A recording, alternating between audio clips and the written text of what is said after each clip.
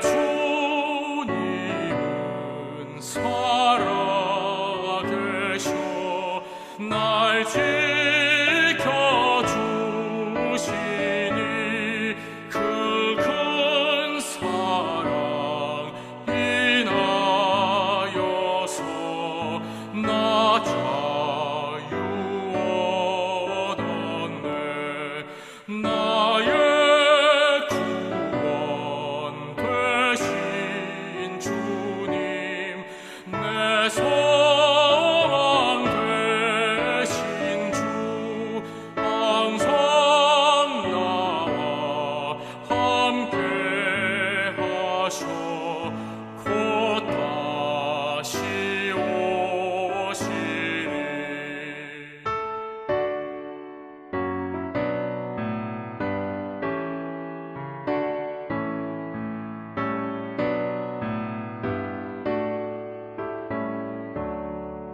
나를 거룩하게 하려 주 너를 부르니 주의 은혜 내게 넘쳐 주 뜻을 이루리 고생 믿음 나가지고 주 말씀 따르면 주님 다시 강림할 때 날 영접하시리 아멘.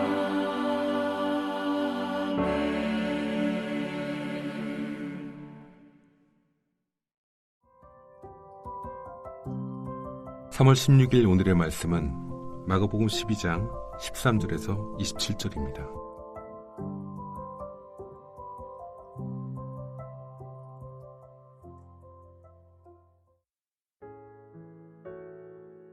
그들이 예수의 말씀을 책잡으려 하여 바리새인과 헤롯 땅 중에서 사람을 보내매 와서 이르되 선생님이여 우리가 아노니 당신은 참되시고 아무도 꺼리는 일이 없으시니 이는 사람을 외모로 보지 않고 오직 진리로서 하나님의 도를 가르치심이니이다. 가이사에게 세금을 바치는 것이 옳으니이까 옳지 아니하니이까 우리가 바치리이까 말리이까 한데 예수께서 그 외식함을 아시고 이르시되 어찌하여 나를 시험하느냐 데나리온 하나를 가져다가 내게 보이라 하시니 가져왔거늘 예수께서 이르시되 이 형성과 이 글이 누구의 것이냐 이르되 가이사의 것이니이다. 이에 예수께서 이르시되 가이사의 것은 가이사에게 하나님의 것은 하나님께 바치라 하시니 그들이 예수께 대하여 매우 놀랍게 여기더라.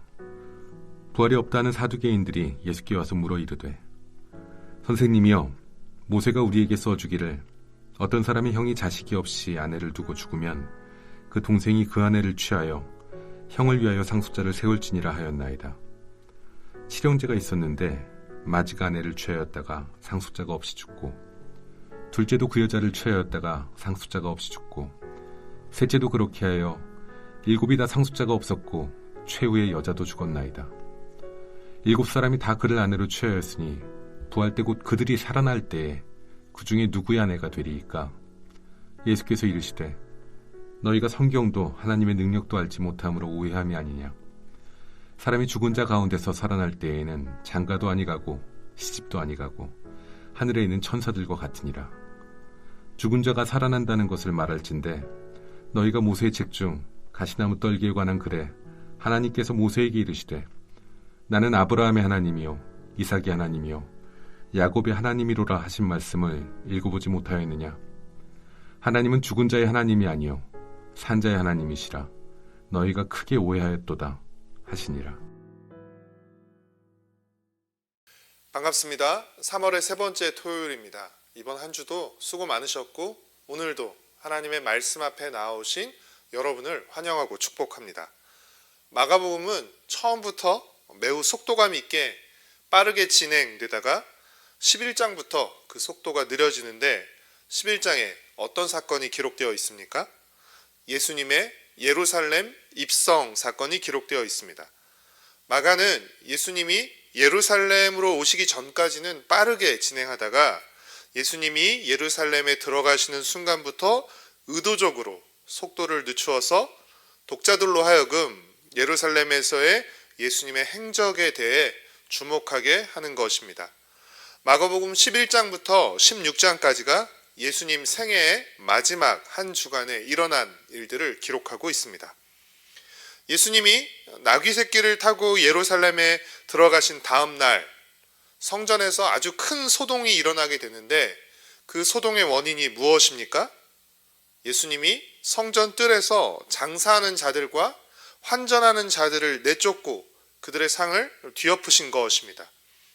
우리는 텍스트로 글로만 보니까 별로 이렇게 심각하지 않지만 만약 장면으로 우리가 보았다면 사람들의 고함 소리, 동물들의 울음소리, 상 뒤집어지는 소리, 동전 쏟아지는 소리들이 한데 뒤섞여서 아마 난리도 아니었을 것입니다.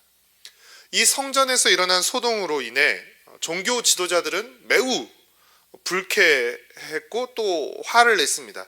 왜냐하면 이들이 바로 11장 27절에 기록된 대제사장들과 서기관들과 장로들입니다. 왜냐하면 성전 뜰에서 재물을 거래하고 또 돈을 환전할 수 있도록 허가를 내준 사람들이 바로 종교 지도자들이었기 때문입니다. 그랬기에 그들은 예수님께 찾아와서 뭐라고 묻습니까? 도대체 무슨 권한으로 누구 허락받고 이 난리를 피웠느냐라고 따져 물은 것입니다. 예수님은 자신들이 마치 성전의 주인인 것처럼 구는 종교 지도자들에게 그렇다면 요한은 무슨 권한으로 세례를 준 것이냐라고 묻고 그들이 답변을 회피하자 이어서 악한 포도원 농부의 비유를 들려주신 것입니다. 이 악한 포도원 농부의 비유는 소작인에 불과한 농부들이, 주인이 아닌 소작인에 불과한 농부들이 포도원의 주인 행세를 하면서 진짜 포도원의 주인이 보낸 종들을 때리고 죽이고 심지어는 주인의 하나뿐인 아들마저 죽이는 악한 농부들의 이야기로서 이 악한 포도원 농부는 성전의 주인 행세를 하고 있는 종교 지도자들을 의미했습니다. 종교 지도자들도 이 사실을 알았지만 이들은 어떤 반응을 보였습니까? 12장 12절 말씀입니다. 그들이 예수의 이 비유가 자기들을 가리켜 말씀하심인 줄 알고 잡고자 하되 무리를 두려워하여 예수를 두고 가니라. 예수님을 잡고자 했지만 많은 무리가 예수님을 따르는 것을 보고 일단 작전상 후퇴를 했다가 다시 사람을 보내서 예수님을 체포하려는 작전을 구사합니다. 12장 13절 말씀입니다. 그들이 예수의 말씀을 책잡으려 하여 바리새인과 헤롯 땅 중에서 사람을 보내매. 여기서 책 잡는다는 것은 덫을 놓고 함정을 파는 것을 의미합니다. 예수님의 말을 책 잡아서 꼬투리 잡아서 예수님을 체포하려고 술수를 꾸미는 것인데 여기서 우리에게는 별로 이상하지 않지만 당시 사람들에게는 굉장히 이상한 하나의 장면이 연출됩니다. 그것이 무엇입니까? 바리새인과 헤롯 땅이 함께 손을 잡고 있다는 것입니다. 바리새파 사람들은 친민족주의자였고 헤롯 땅은 친로마파로서 둘은 평상시에 서로 반목하는 관계, 서로 앙숙이었습니다. 지금 우리식으로 말하면 민주당과 국민의힘과 같은 관계라고 할 수 있습니다. 그런데 그 둘이 손을 잡은 것입니다. 그 이유가 무엇입니까? 예수님을 책잡고 예수님을 무너뜨리기 위해서입니다. 그들이 결탁해서 예수님을 함정에 빠뜨리기 위해 물은 질문은 무엇이었습니까? 가이사에게, 로마 황제 가이사에게 세금을 바치는 것이 옳은 것입니까? 옳지 않은 것입니까? 우리는 세금을 바쳐야 합니까? 바치지 말아야 합니까? 라는 세금에 관한 질문이었습니다. 이 질문이 매우 위험한 이유는 어느 쪽으로 대답하든 책 잡힐 수 있는 질문이었기 때문입니다. 만약 세금을 내라고 하면 민족주의자인 바리새파 사람들에 의해서 예수님은 매국노로 매도될 것이고, 만약 세금을 내지 말라라고 대답하시면 친로마파인 헤롯 땅에 의해서 반역자로 고발당할 것이기 때문입니다. 이런 어느 쪽으로 대답하든 책 잡히는 이 위험한 질문에 예수님은 뭐라고 대답하십니까? 17절 말씀입니다. 이에 예수께서 이르시되 가이사의 것은 가이사에게, 하나님의 것은 하나님께 바치라 하시니. 예수님은 세금 납부를 허용하시면서도 황제의 것과 하나님의 것 사이에 구별을 두심으로 사실 황제보다 하나님이 더 우월하시다는 것을 말씀하신 것입니다.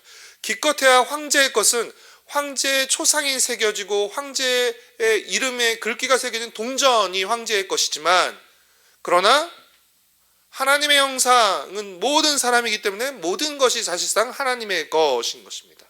황제를 포함한 모든 사람은 하나님의 형상으로 지음받은 하나님의 소유이기 때문에 사실은 모든 것이 다 하나님의 것이라는 말이 됩니다. 바리새인과 헤롯 땅의 음모가 실패하게 되자 뒤를 이어서 부활을 믿지 않는 사두개인들이 등장해서 예수님께 구약의 수혼법을 근거로 형제의 아내가 죽은 경우 대를 이을 자손이 없을 때 그 형제의 아내를 또 아내로 맞아서 대를 잇게 하는 그 구약의 수혼법을 근거로 부활에 관해 묻습니다. 사두개인들 나름대로는 자신들이 마련한 질문이 굉장히 놀랍고 허를 찌르는 질문이었다고 생각했을 것입니다. 그러나 예수님은 그들의 무지와 성경에 대한 무지와 하나님의 능력에 대한 오해를 꾸짖으시면서 하나님은 죽은 자의 하나님이 아니라 산 자의 하나님이라고 대답하십니다. 그들의 질문은 예수님의 허를 찌르는 질문이 아니라 그들의 허술한 성경 지식과 신앙이 드러나는 허술한 질문이었던 것입니다. 사랑하는 성도 여러분, 종교 지도자들은 계속 예수님께 질문합니다. 예수님을 책잡기 위해서 예수님을 체포할 꼬투리를 잡기 위해서 계속해서 질문합니다. 물론 질문하는 것이 잘못된 것은 아닙니다. 오히려 질문은 좋은 것이고 우리도 질문해야 합니다. 문제는 질문하는 행위가 아니라 질문의 동기와 목적입니다. 바리새인과 헤롯 땅의 질문, 사두개인들의 질문이 잘못된 것은 그들의 잘못된 질문의 동기와 목적 때문이었습니다. 그들은 예수님에 대한 반감으로 예수님의 말을 책잡으려고 질문했기에 잘못된 질문을 한 것입니다. 우리는 예수님을 더 알고 사랑하기 위해서 질문해야 합니다.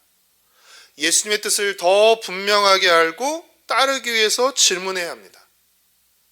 그래서 우리가 큐티할 때 말씀을 읽고 나서 두 가지 질문을 하게 되는데 그 질문이 무엇입니까? 하나님은 어떤 분이십니까? 하나님이 내게 주시는 교훈은 무엇입니까? 입니다.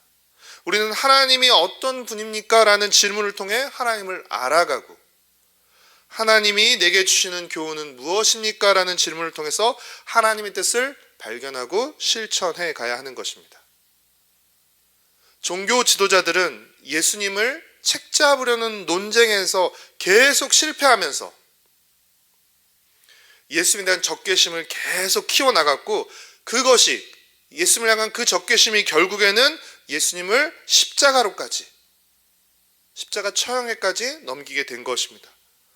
예수님도 자신이 이미 예루살렘에 오시기 전부터 자신이 대제사장과 서기관들에게 넘겨지게 될 것을 아시면서도 그들과의 논쟁을 피하지 않고 십자가를 향해 나아가셨고 그 섬김과 그 희생 덕분에 우리는 구원을 얻게 된 것입니다. 자신의 목숨을 대속물로 내어주시고 우리를 구원하시기까지 십자가를 향해 나아가시는 예수님의 모습과 가르침을 찬찬히 살피면서 더욱 예수님을 사랑하고 예수님이 가신 그 길을 믿음으로 뒤따르는 신실한 예수님의 제자로 살아가기를 축복하고 소망합니다. 기도하겠습니다. 사랑하는 주님, 마가복음 1장부터 10장까지 그 빠르게 진행된 그 모든 걸음을 통해서 주님께서 예루살렘에 가실 것을 말씀하셨고 드디어 11장에 예루살렘에 들어가셔서 성전을 청결하게 하시고 또 종교 지도자들의 논쟁을 통해서 옛 성전을 허물고 이제 예수님을 머릿돌로 하는, 모퉁이돌로 하는 새로운 성전을 지어가시는 것을 주님의 그 일하심을 또 그 사건들을 우리가 하나하나씩 보게 됩니다. 사랑하는 주님, 잎만 무성한 형식만 남은 그런 무화과 나무와 또 껍데기만 남은 성전과 같은 그런 모습으로 우리가 서 있지 않게 허락하여 주시고 주님 우리 삶의 중심에, 우리 삶의 첫 자리에, 우리 삶의 그 뿌리에 주님을 모시고 그 주님의 말씀에 따라 우리의 삶을 또 우리의 공동체를 세워나갈 수 있도록 주님 은혜를 베풀어 주시옵소서.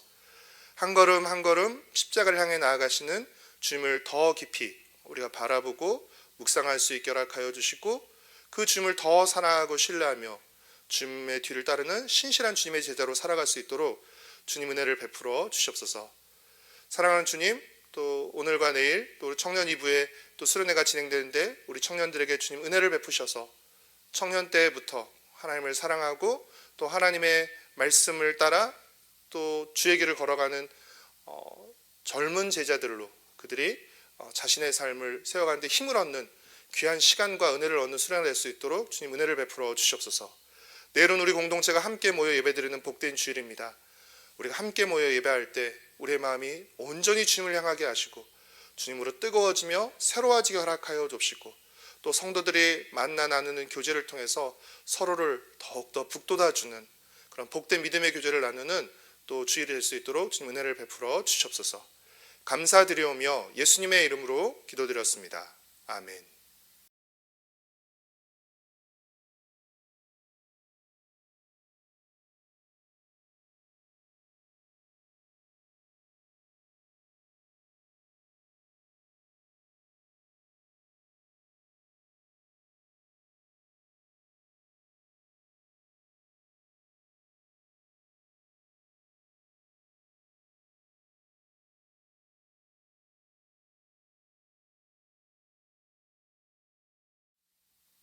하늘에 계신 우리 아버지여, 이름이 거룩히 여김을 받으시오며 나라가 임하시오며 뜻이 하늘에서 이루어진 것 같이 땅에서도 이루어지이다.